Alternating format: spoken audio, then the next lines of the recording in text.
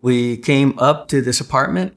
The neighbor said she hadn't seen her neighbor. She thinks she's in there. So we forced our way in. She was in a back bedroom and she was really super sick. And I slid across the bed to put an oxygen mask on her. And she let out this, "Oh, thank God." And she was so happy to see us, and she just exhaled. Her hot breath just filled my lungs. Within 12 hours, I was sick. Medics got me to the hospital.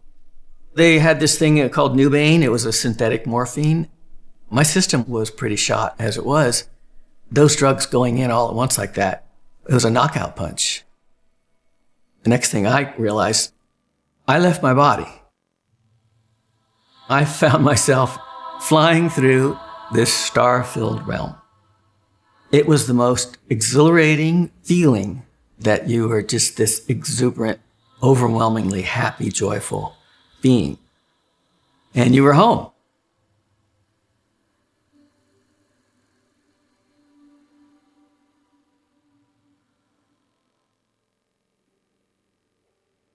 My name is Bill Letson. I grew up in the central coast of California. I was big in swimming and water polo and surfing.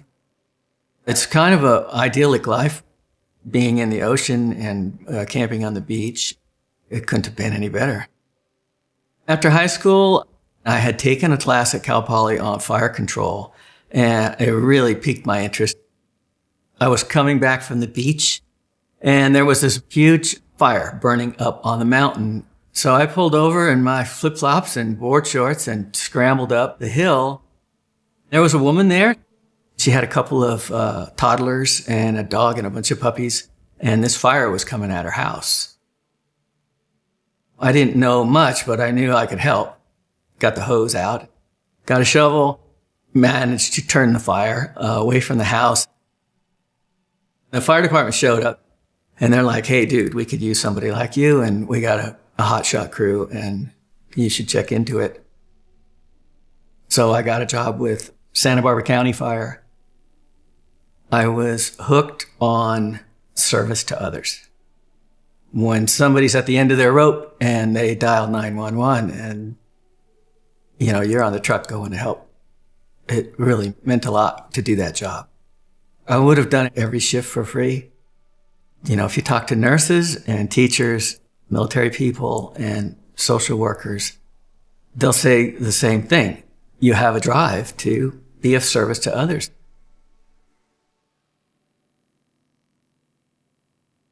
In 1994, there was a flu going around Santa Barbara County. And we were running calls. We came up to this apartment. And the neighbor said she hadn't seen her neighbor. She thinks she's in there. Car was in the driveway. The newspapers were at the front door. So we forced our way in. She was in a back bedroom, and she was really super sick. Everything was wrong with her. And I slid across the bed to put an oxygen mask on her. And so as I was getting this mask on her and tightening it up, she realized there were firemen all around her, and she let out this, "Oh, thank God." And she was so happy to see us, and she just exhaled. Her hot breath just filled my lungs. And I looked at the medics. They all saw what happened, and I said, "This is not going to turn out good." Within 12 hours, I was sick. Heart rate had elevated, and everything felt bad. Temperature was up. I'd been throwing up. It was hard to get out of bed. I was very healthy. I was doing Ironmans and stuff. And you never say quit, but something told me you need to throw in some kind of a towel here. You're going down. So I called 911. Medics got me to the hospital. I had a couple of liters of fluid, and the nurse came in.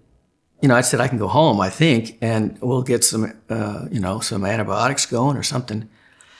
And she said, "No, you arrived by ambulance, and the doctor hasn't seen you yet, and so he's prescribing this to everybody." They had this thing called Nubain. It was a synthetic morphine. My system was pretty shot as it was. Those drugs going in all at once like that, it was a knockout punch. bells went off and everything, and everybody came in. They couldn't get a blood pressure. It was like 40 over zero, and they shipped me up to intensive care. The next thing I realized, somewhere in the middle of the night, I left my body. I found myself flying through this star-filled realm, moving through these colored stars and these orbs. I felt like I had been released from a dark, stuffy closet. And I was now this huge, expanded balloon. It was the most exhilarating feeling, like somebody was pouring honey all over my brain, and it was running down through all my nerves. Emotions of acceptance and joy. That was your vibration, that you were just this exuberant, overwhelmingly happy, joyful being. And you were home. It was just absolute ecstasy. There was another thing that was going on, and it was this knowledge. It's like all this knowledge is scripted on the universe. All you have to do is think about a subject, and it just floods in. I remember as a kid in college, you had a thing called a microfiche. You bring that thing up on a screen, and then if you spun it, then the pages would just flash by. And that's what it was. It was just coming super fast. And there was just this flood of information. The whole script of a human being, it's all there on the skein of time. Nothing was impossible in that realm. As I was flying along, I remember one thing that was really powerful was, how in the world did I believe I was this dude? How did I believe I was Bill? I had this whole personality, and I had these relationships. I had these likes and dislikes. All of that had dropped away. It was like I was playing a game, and I was pretending to be this person, this human being. We're all just playing these parts. It's all a game. I think that the object of the game is, can we wake up in the game and realize who we are with joy and kindness and patience? So I was flying along, and everything was just marvelous. Everything was wonderful, and I just felt so at home. And then all of a sudden, I landed in a place that was solid. Right in front of me, there were these three little hooded guys. And they were overwhelmed to see me.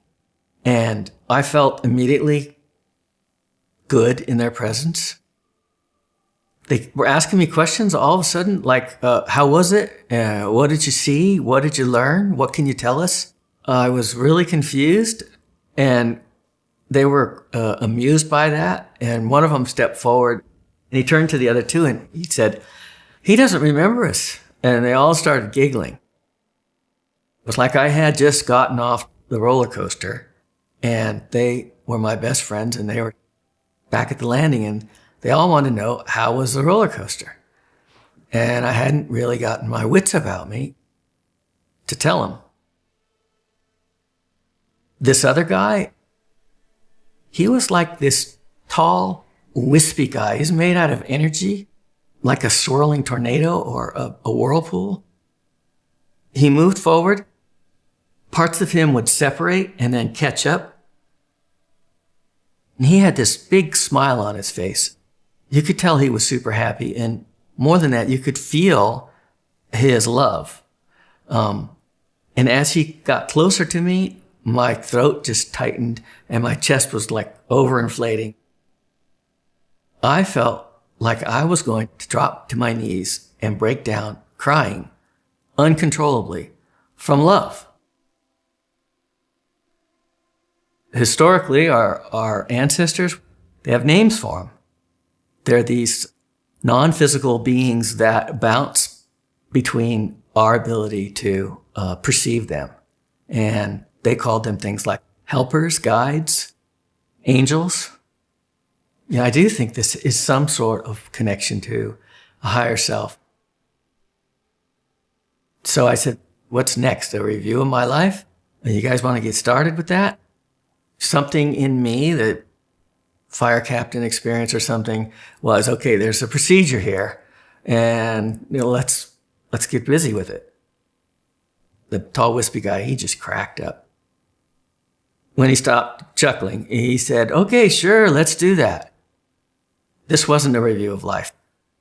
This was a show and tell. It was like a tour of the dimensions of our situation here. I didn't have any huge regrets. I told a few stories about jobs I wish I'd taken and a couple other things. And then it was almost comical. He just stepped forward like a father, like picking a toddler off the ground. He says, okay, that's enough. Time to go back. That just shocked the heck out of me. I was like, go back? You got to be kidding me. And he goes, no, you got to go back. I said, no way. There's no reason for me to go back. I knew there was more out there. And I didn't have any fear about where I was or where I was going. So I said, I really won't be that missed. My wife and my parents, they'll be pretty sad for a couple of weeks, but they'll come out of it. And they're strong people. He's like, look, you're going back. You got things to do, and they're important. The room just started to break up. It just started to come apart. And he just kind of evaporated in front of me, and I could feel a falling sensation. And I dropped away from that in-between place. And I fell away into darkness.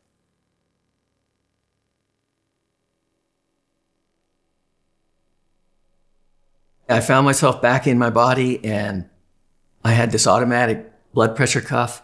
And I think that the squeezing of that would wake me up to some degree. And I could notice that the blood pressure was, each time it fired up, that the numbers were higher and it was climbing. When I got in the 70s, 70 over 40 or something like that, I could stay awake. Nurse came by and she saw my little face peering back at her, and she's startled, and she's like, you're awake? And I'm like, yes, I am.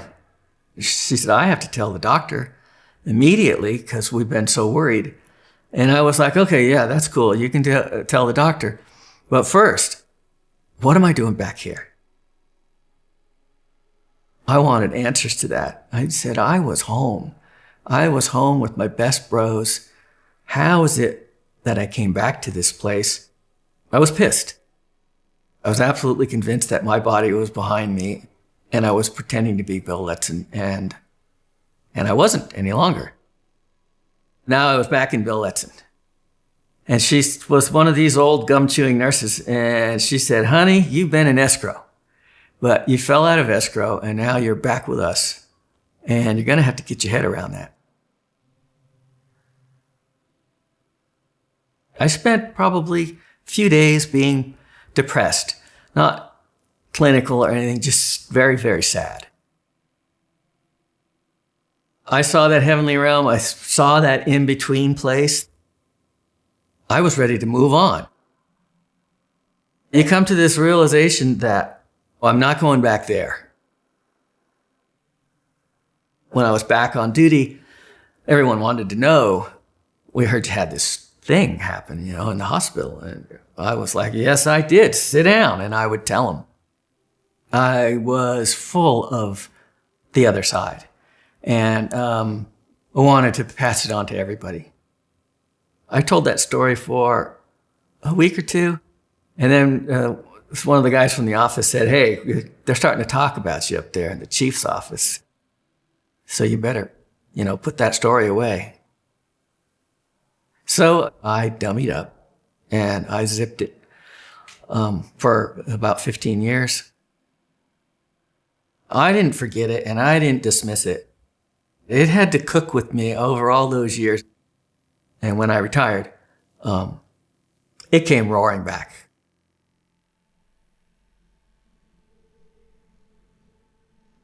I was getting whispered to.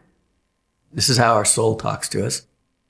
It was like I was being nudged just to explore Central America and to hang out with shamans and to pay attention to what Native Americans knew, these ancient civilizations like the Mayans, what they knew about this place and our place in it. I was told to go into these places where everything's slowed down. There's no Wi-Fi, there's no routers, and get back to the stillness. And if you get quiet enough, the soul can speak to you.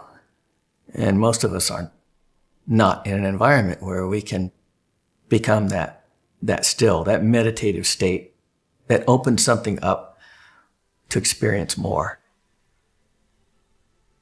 Well, we don't have to fly to Pluto. It's all right here. You need to raise your vibration through that great spirit, source energy, the sun, and the veil starts to break down in front of you.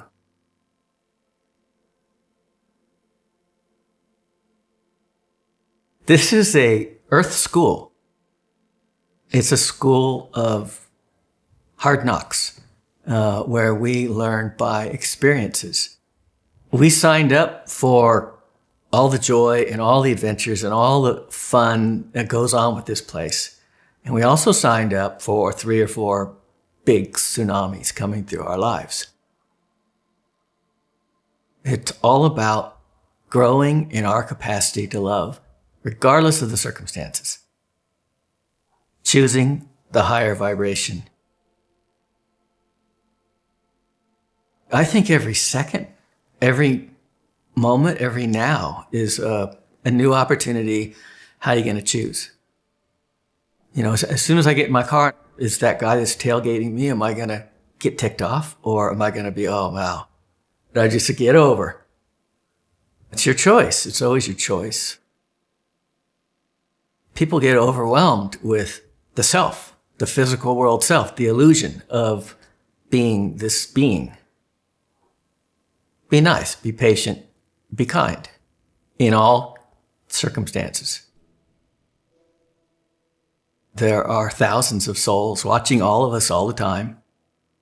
Our loved ones, our ancestors, our pets. And they're not judging.